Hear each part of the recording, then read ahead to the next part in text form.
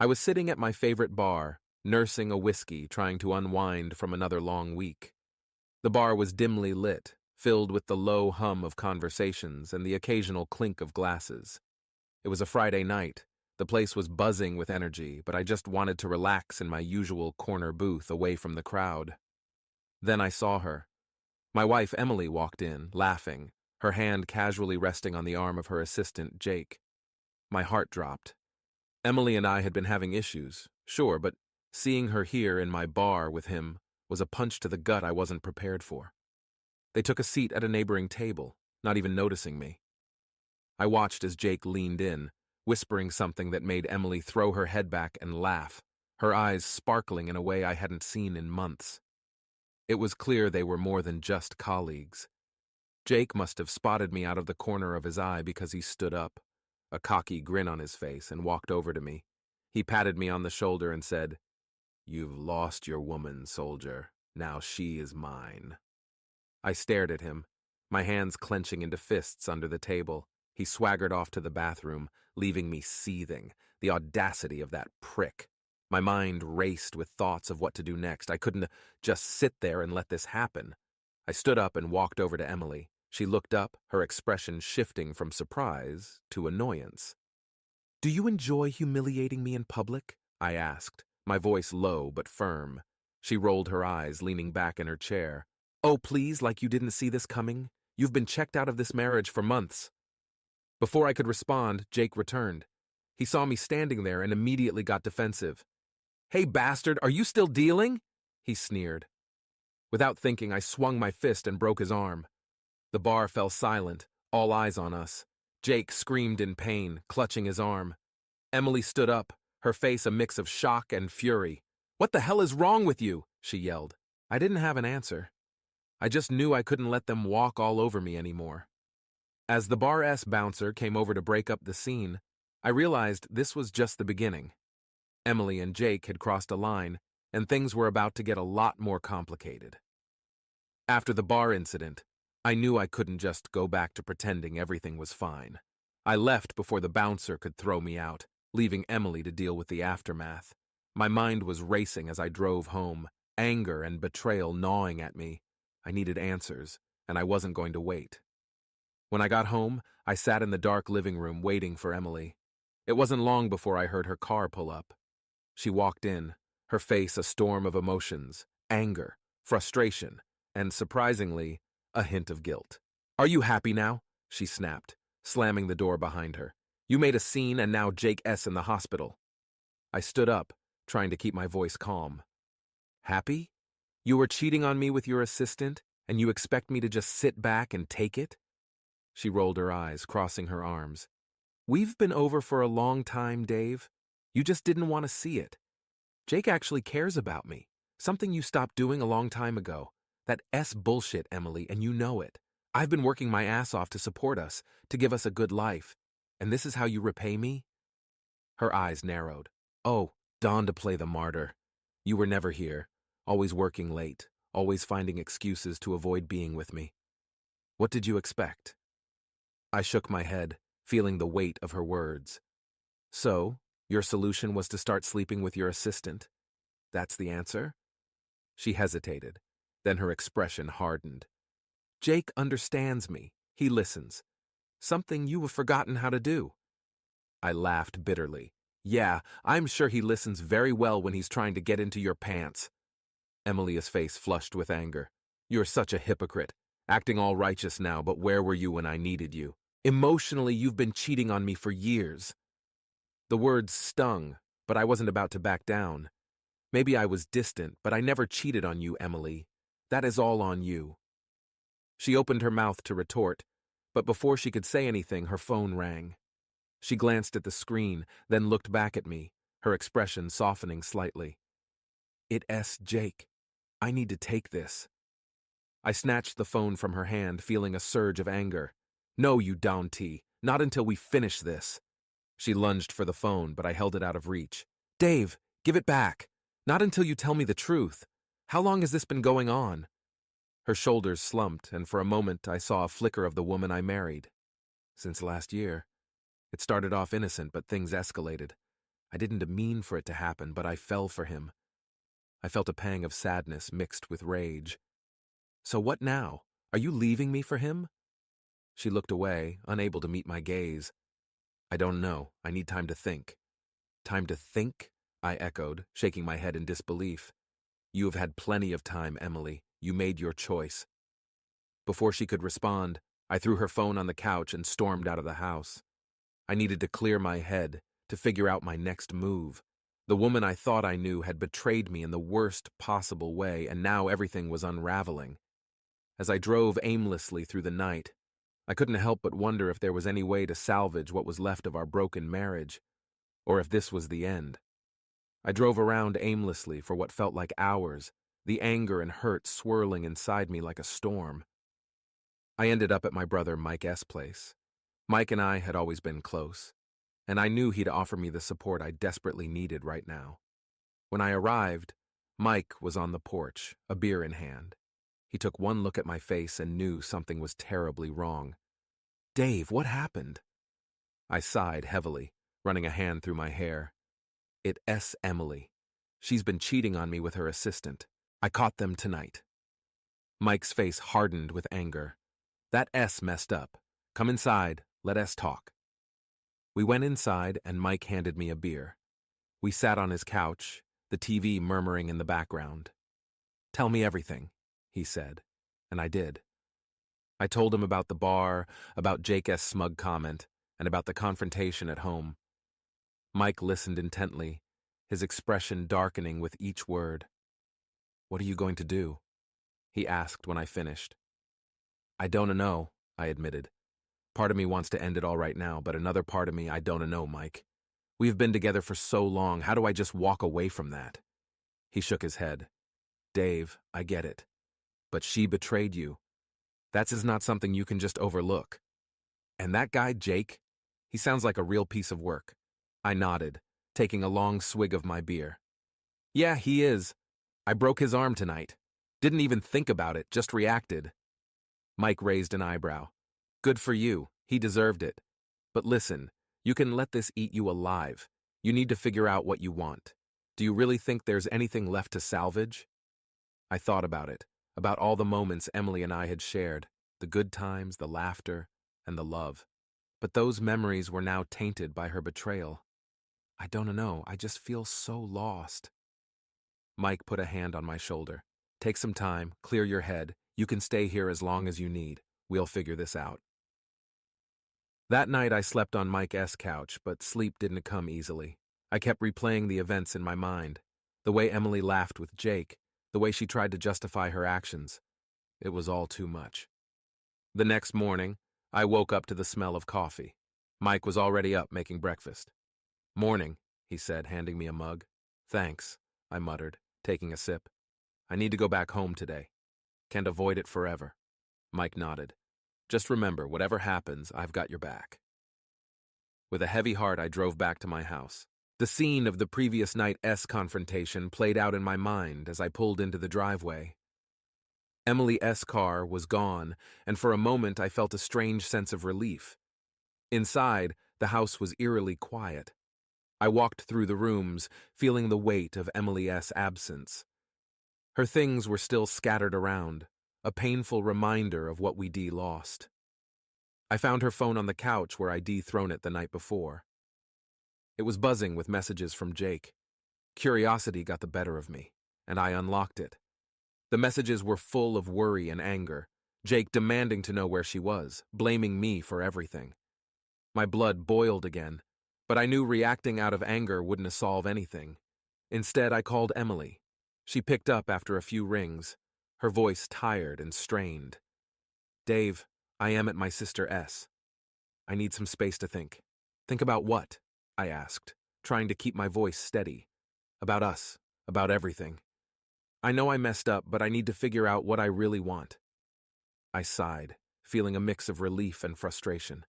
"Emily, I don't know if there's anything left to think about. You cheated on me. You humiliated me." "I know," she whispered. "I'm sorry. I don't know what to say." "Neither do I said quietly. "But we need to figure this out, one way or another." We hung up and I sat there in the silence, the weight of the situation pressing down on me. I knew the road ahead was going to be tough, filled with difficult decisions and painful conversations. But one thing was clear: whatever happened next, there was no going back to the way things were. Emily's betrayal had changed everything, and the future was now a big, uncertain question mark. The next few days were a blur of awkward conversations and painful realizations. Emily stayed at her sister S, and I tried to focus on work, though my mind was constantly drifting back to our crumbling marriage.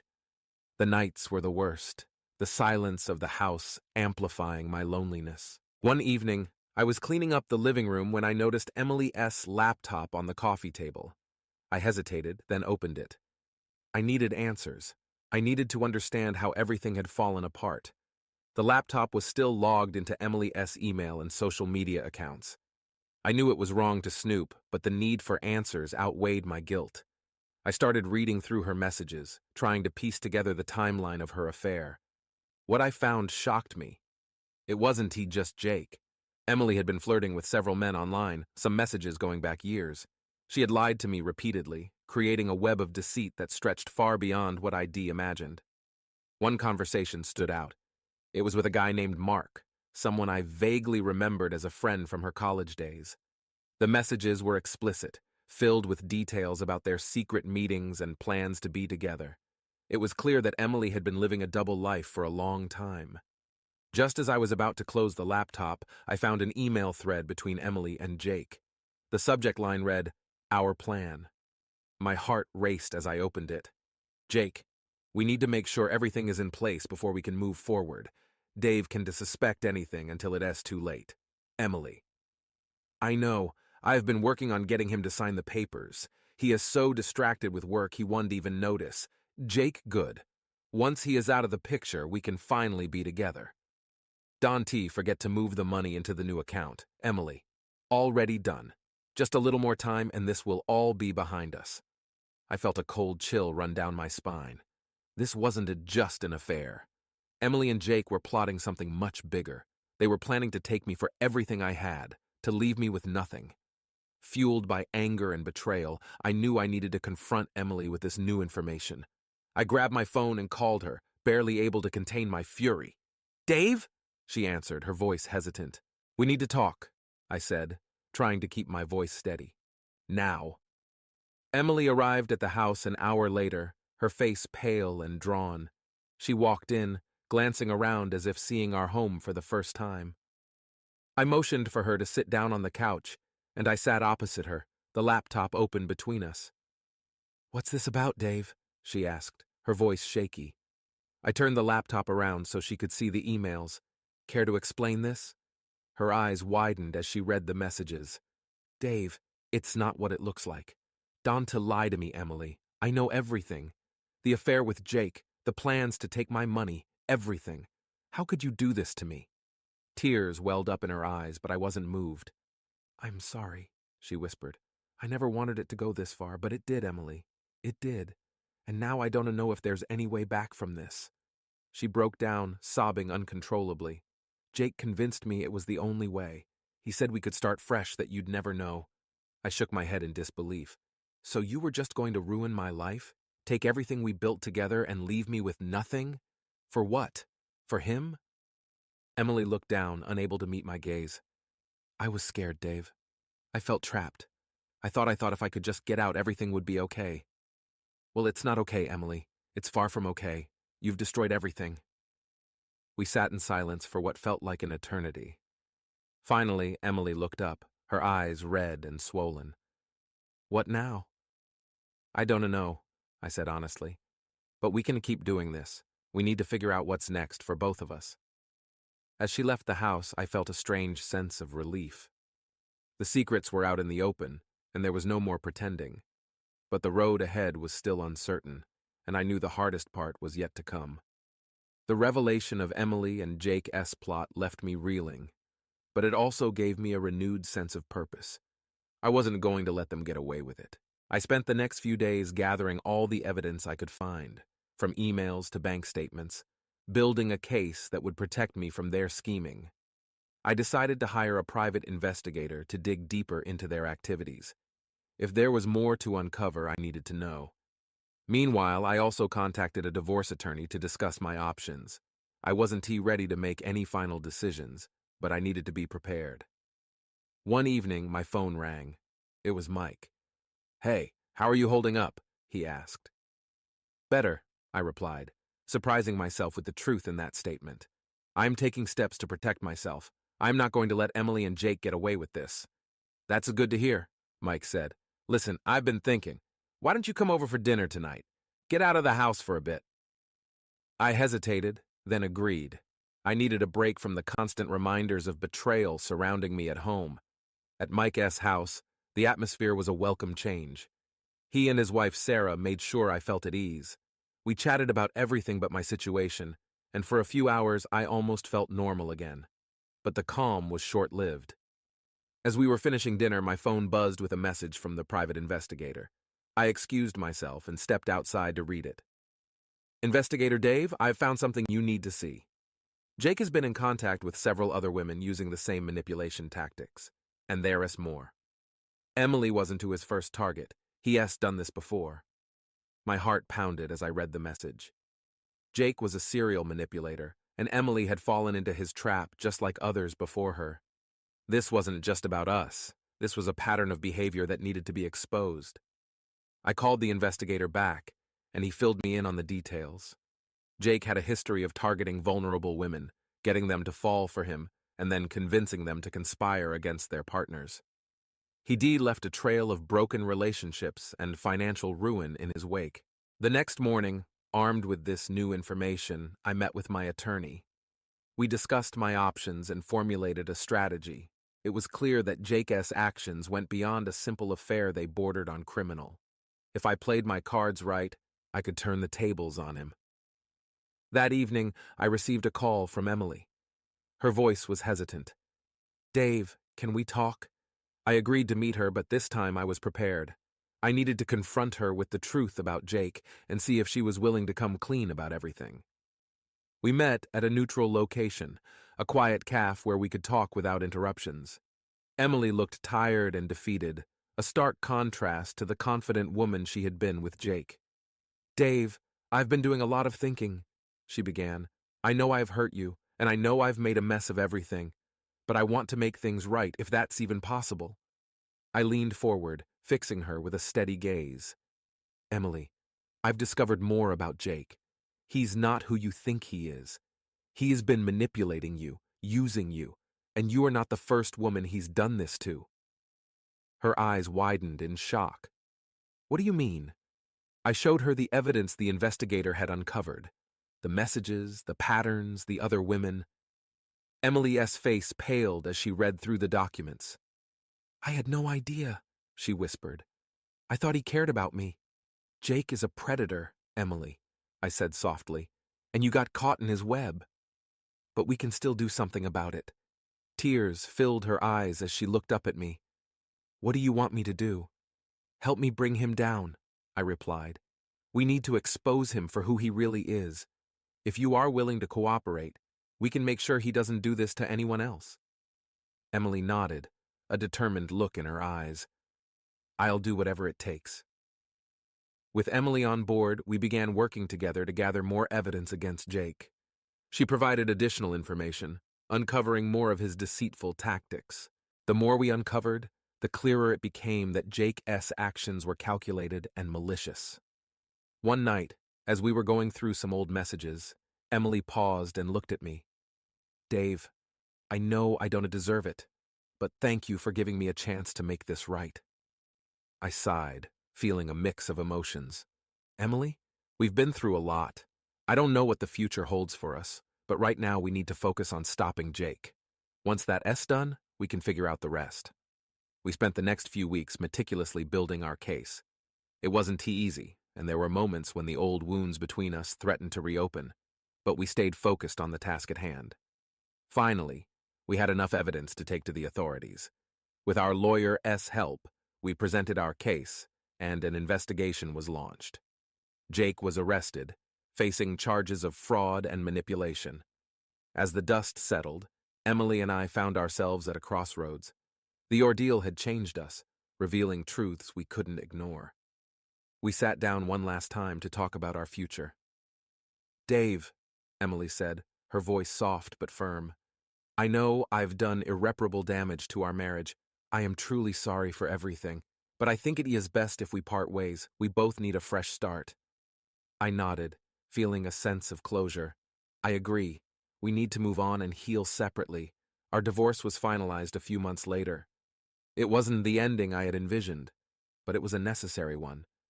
As I moved forward, I felt a weight lift off my shoulders.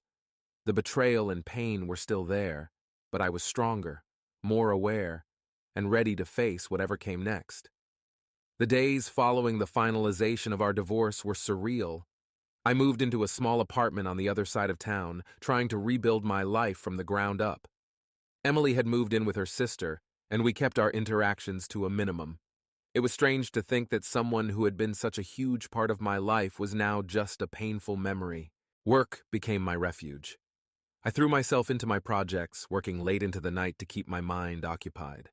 Mike checked in on me regularly, making sure I wasn't isolating myself completely. Despite his best efforts, the loneliness was hard to shake off. One evening, Mike invited me over for a beer. I was hesitant at first, but he insisted. "Come on, you need to get out of that apartment. Sarah and I miss you." Reluctantly, I agreed. When I arrived, I found not only Mike and Sarah, but a few of our old friends.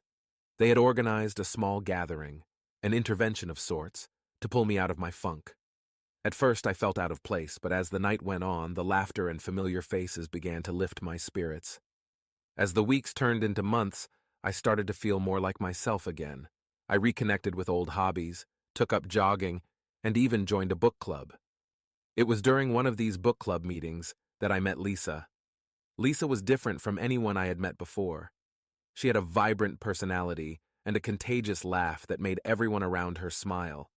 We struck up a conversation about the book we were reading, and I found myself genuinely enjoying her company. Over the next few meetings, Lisa and I grew closer. She was easy to talk to, and for the first time in a long while, I felt a spark of hope. We started meeting outside of the book club, grabbing coffee or going for walks in the park. It was refreshing to be with someone who didn't know about my past, who saw me as just Dave, and not the guy whose wife had cheated on him. One evening, after a particularly long day at work, I found a letter in my mailbox. It was from Emily. My heart raced as I opened it, unsure of what to expect.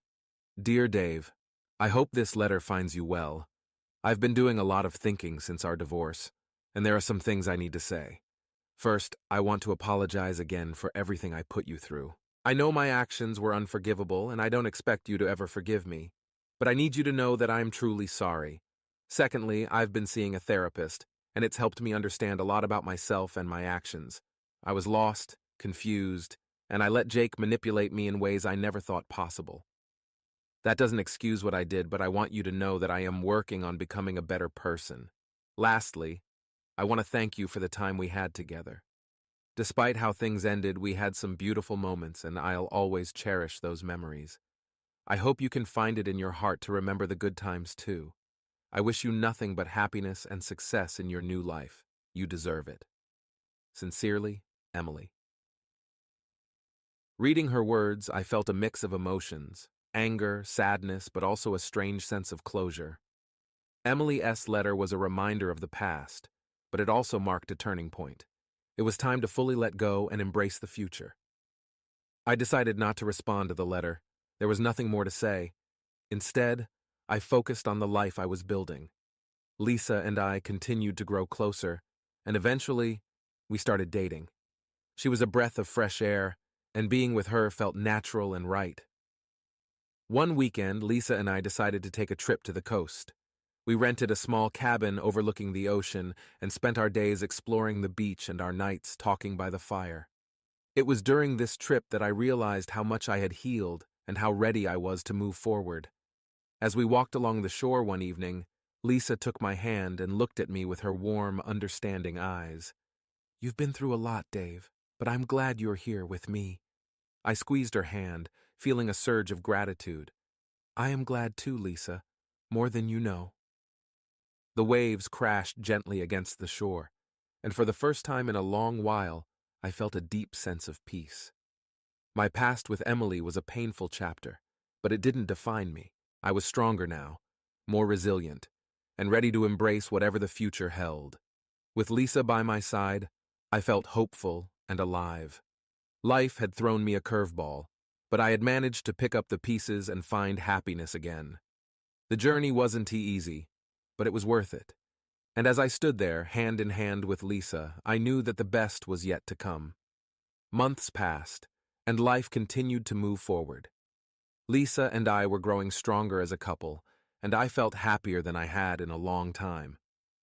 We had just celebrated our 6-month anniversary with a romantic dinner, and everything seemed to be falling into place.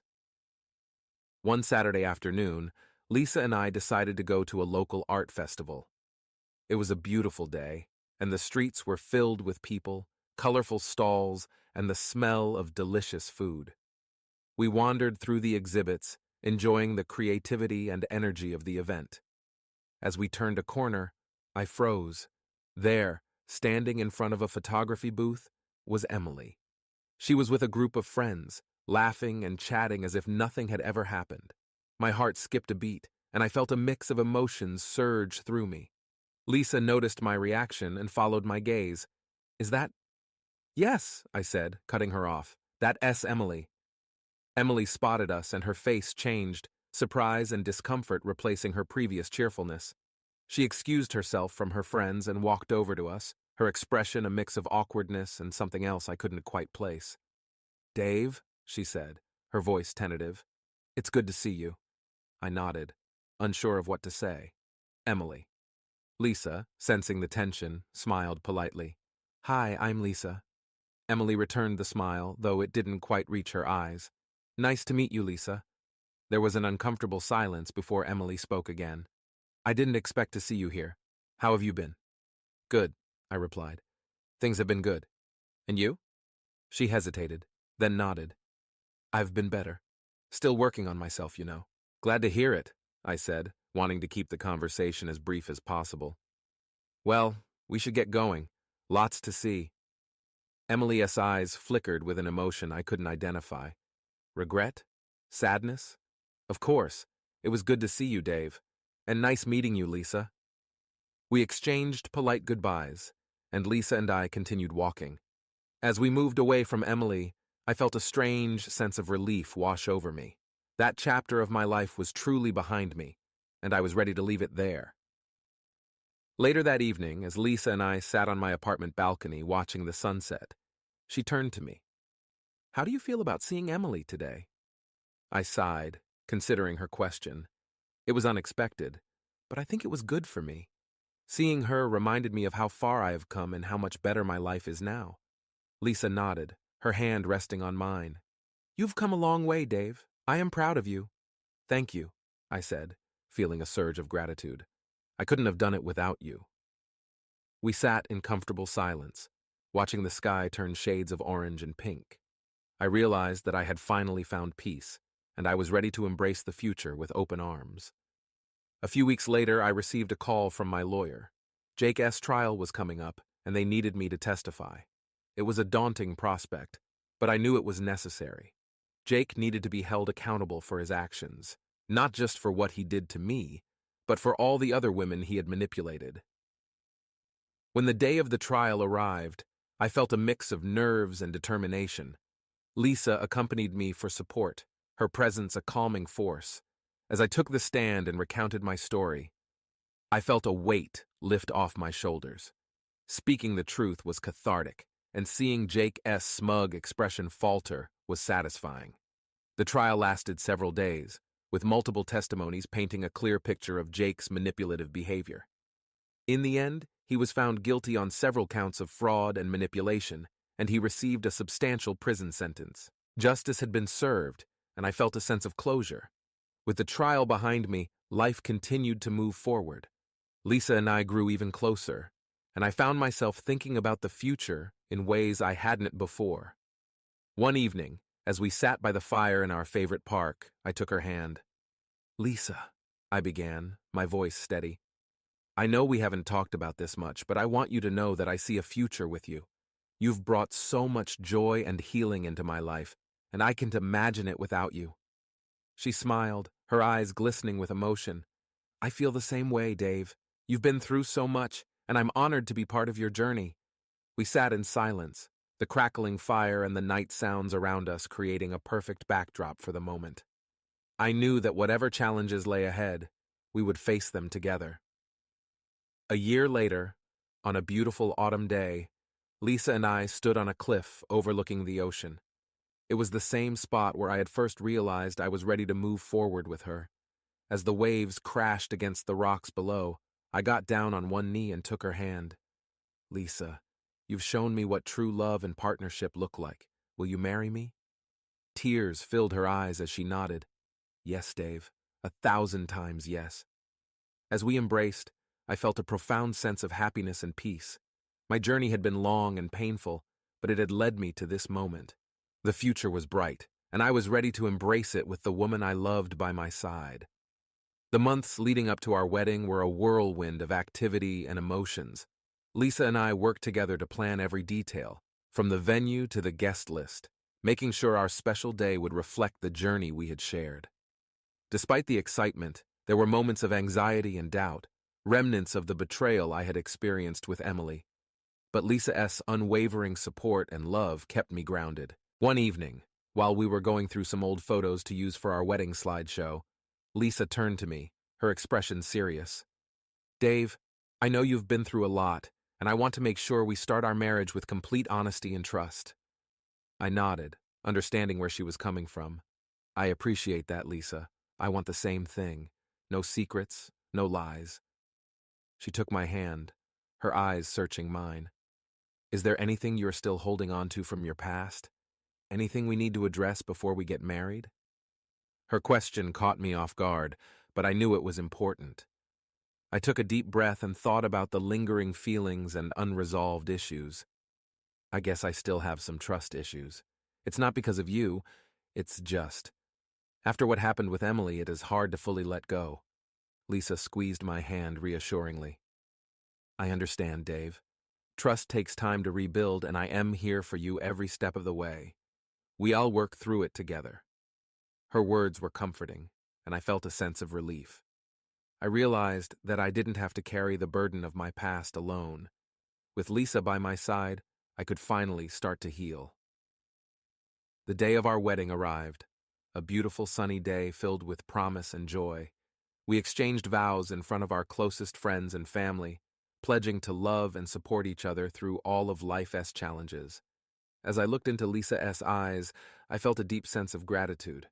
She had brought light into my life after so much darkness, and I was ready to build a future with her. Our honeymoon was a magical escape, a chance to relax and enjoy each other's company without the distractions of everyday life. We traveled to a remote beach destination, spending our days exploring the island and our nights talking about our dreams and aspirations. One evening, as we watched the sunset from our private bungalow, Lisa brought up a topic that had been on her mind. Dave, I've been thinking about what you said before the wedding, about your trust issues. I want you to know that I'm committed to earning your trust every day. I smiled, feeling a surge of love for her. You already have, Lisa, just by being you. But I appreciate it, and I promise to work on letting go of the past. We have a future to build, and I don't want anything holding us back. We sealed our promise with a kiss, the setting sun casting a golden glow over us. It was a moment of pure happiness, and I knew that whatever challenges we faced, we would face them together. As we settled into married life, we made a conscious effort to communicate openly and honestly. There were still moments of doubt and insecurity, but we faced them head-on, knowing that our relationship was worth fighting for. One day, while we were unpacking boxes in our new home, I came across an old photo album. It was filled with pictures from my life with Emily, a stark reminder of the past. I felt a pang of sadness and nostalgia, but also a sense of closure. Lisa noticed the album and came over to sit beside me. Do you want to talk about it? She asked gently. I shook my head, closing the album and setting it aside. No, I'm good. That's a part of my past, but it doesn't define me. What matters is here and now with you. She smiled and kissed me on the cheek. I'm glad to hear that. We are building something beautiful together, and I am so grateful to be on this journey with you.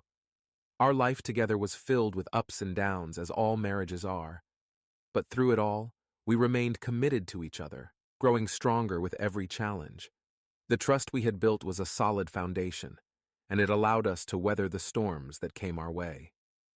One evening, several years into our marriage, we sat on the porch of our home, watching our children play in the yard. Lisa leaned her head on my shoulder and sighed contentedly. We've come a long way, haven't we? I nodded, feeling a deep sense of peace. We have. And I wouldn't change a thing. Our journey had been filled with trials and tribulations, but it had also brought us closer together. We had faced our pasts, embraced our present, and looked forward to a future filled with love and happiness. As the sun set on another beautiful day, I knew that whatever challenges lay ahead, we would face them together, with trust, love, and unwavering support. Our story was just beginning, and I couldn't wait to see what the future held. Life had settled into a comfortable routine, filled with love and the occasional chaos that comes with raising kids. Lisa and I were stronger than ever, our bond fortified by the trials we had faced together. But every now and then, the past had a way of resurfacing, reminding us that some ghosts were not so easily laid to rest. One evening, as we were cleaning up after dinner, my phone buzzed with a notification. It was a message from an old friend, Tom. He and I had drifted apart over the years, but his message piqued my curiosity. Tom, hey Dave. Long time no talk. I am in town for a few days. Want to grab a drink and catch up? I mentioned it to Lisa, who encouraged me to go. It'll be good for you to reconnect. Besides, I can handle the kids for a night. I smiled, appreciating her support. Thanks, Lisa. I think I will. We met at a quiet bar downtown, a place we used to frequent in our younger days. Seeing Tom again brought back a flood of memories, and we spent the first hour reminiscing about old times. Then the conversation took an unexpected turn. So, how have things been? Tom asked, his tone shifting to something more serious. I heard about everything with Emily. That must have been tough. I nodded, taking a sip of my beer. Yeah, it was. But I'm in a better place now, happily married to a wonderful woman. Tom smiled. I'm glad to hear that. You deserve it. But there's something you should know. I ran into Emily a while back. She's not doing well. I felt a pang of sympathy mixed with a touch of bitterness. What happened? Tom sighed. She is struggling.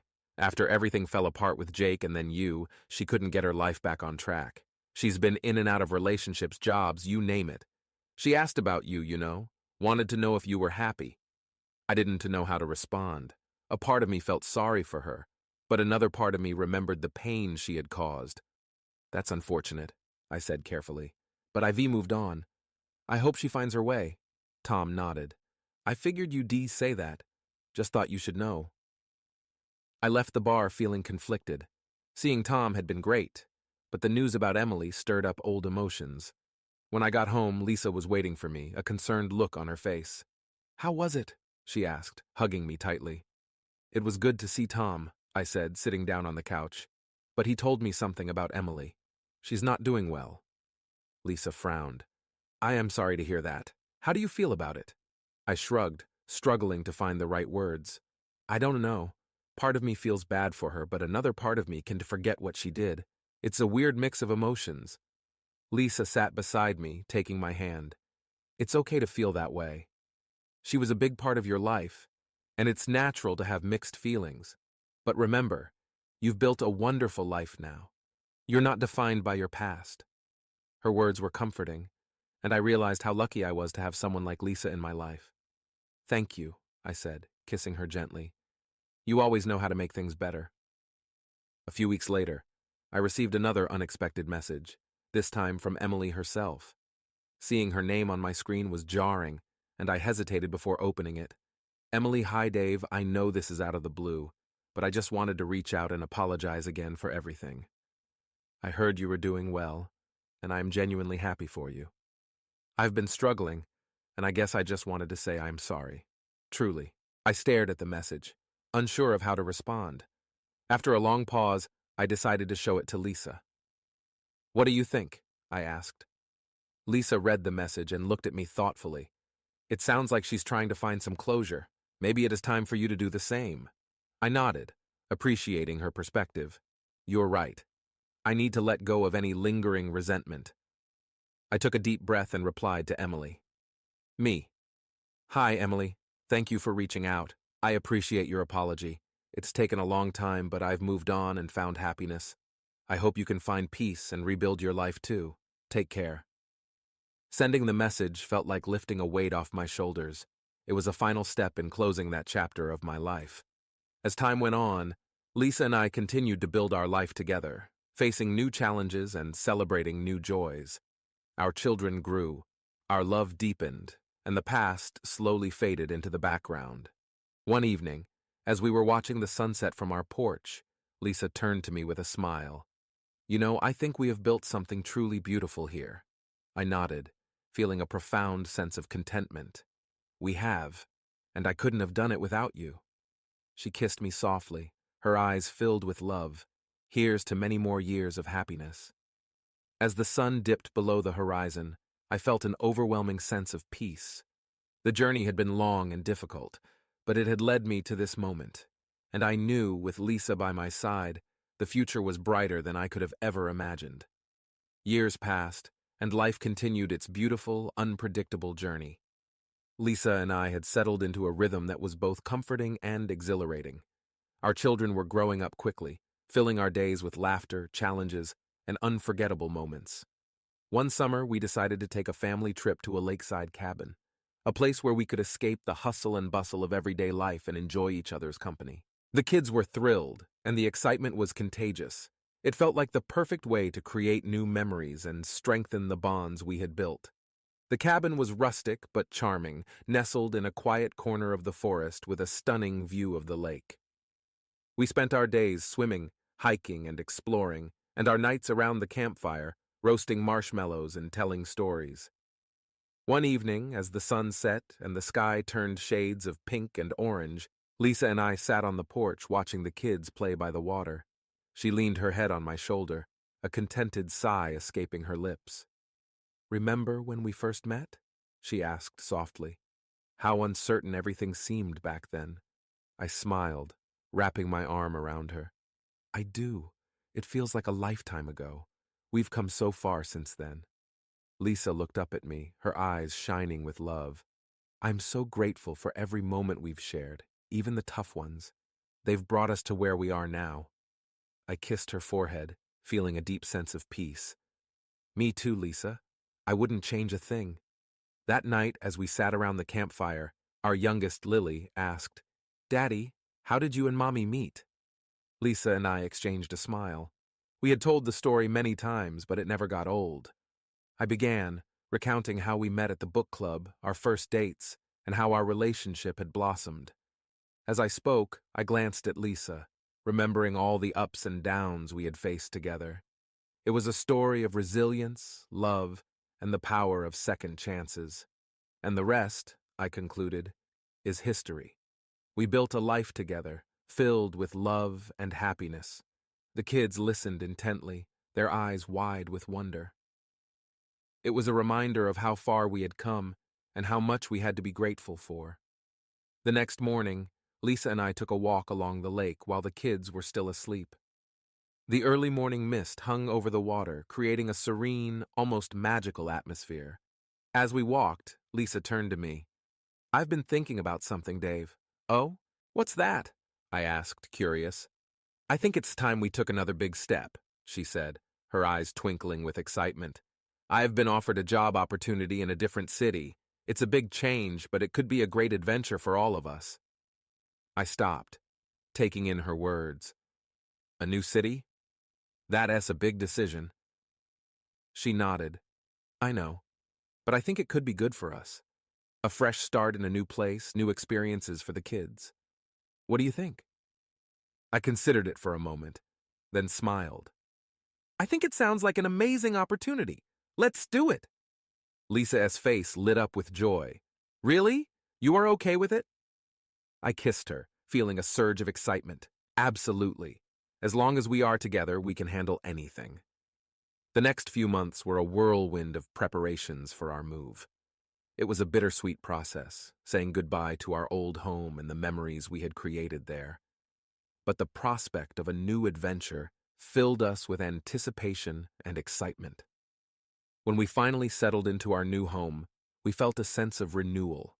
The kids adapted quickly, making new friends and exploring their new surroundings. Lisa thrived in her new job, and I found new opportunities as well. One evening, as we unpacked the last of our boxes, I came across the old photo album again. This time, instead of feeling pain, I felt a sense of closure.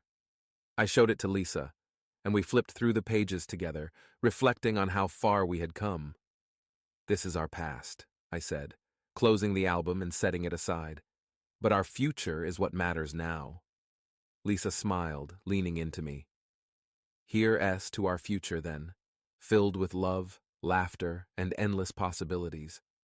As we stood together looking out at the new horizon, I knew that no matter what challenges lay ahead, we would face them together. Our journey was far from over, but with Lisa by my side, I was ready for whatever came next. Life had taught me that resilience and love could overcome even the greatest obstacles. And as I looked into the eyes of the woman who had changed my life, I felt a profound sense of gratitude. The past was behind us, and the future was bright. Together we could conquer anything. And as we embraced, I knew that our story was just beginning. The best